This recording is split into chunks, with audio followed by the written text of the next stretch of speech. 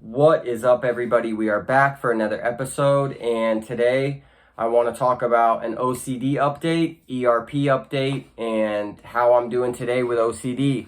I've noticed that most of the comments on my YouTube channel come from people who have watched my OCD videos, kind of thanking me and telling me about their experience. So I wanted to do an update and touch base with some of them. Before I start this video, I want to say that I'm not a therapist. You guys know this. This is just my experience living with OCD and anxiety and what I'm doing about that today. So a year ago in January was a year that I was in therapy for my OCD, specifically ERP.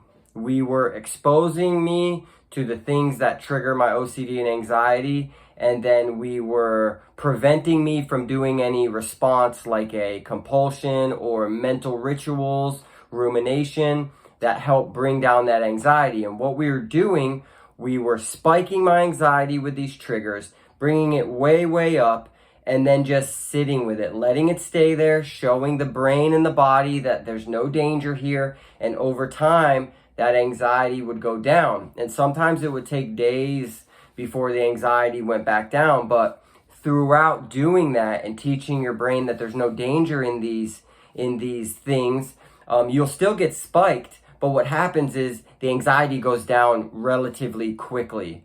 And a lot of people are nervous to start ERP because it means exposing themselves to the things that they feel are life and death situations. And that's something that I've talked about a lot on my channel, is the physiological response that people with OCD get to these triggers that to other people are silly, quirky, and harmless. But to us, it literally feels like life and death. It feels like because I touched that doorknob and noticed something red on the door, I now feel as I'm in danger of contracting a disease.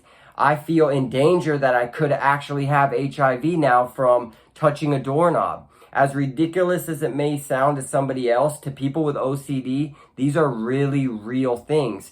And that's what makes ERP really scary.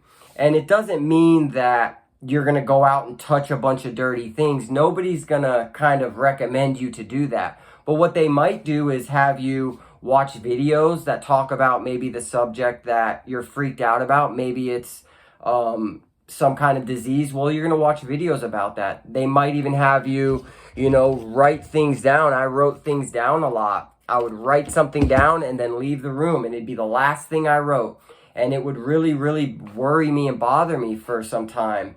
And that's what makes it difficult with ERP. And it's particularly difficult if you're in a relationship, if you have a family. That makes it 10 times more difficult because all day we can be in our heads. When you start ERP, your anxiety stays at a 10 all day, every day for a long time because you're producing these triggers on purpose. So that can be difficult for the people around you. You can seem distant from the people you love. You can seem like you're not listening to them.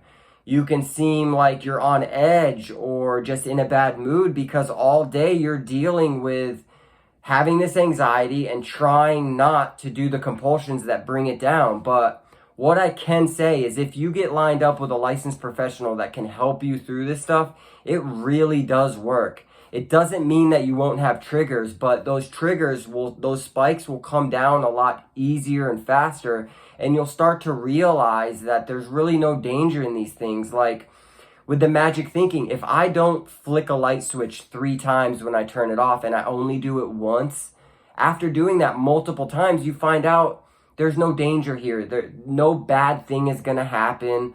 I'm not in danger from these things that my body and my mind is making me feel that way. So I hope that all makes sense. Like always, like this video so other people can find it. Leave me a comment of some ways that you've worked through your OCD and anxiety. And like always, subscribe.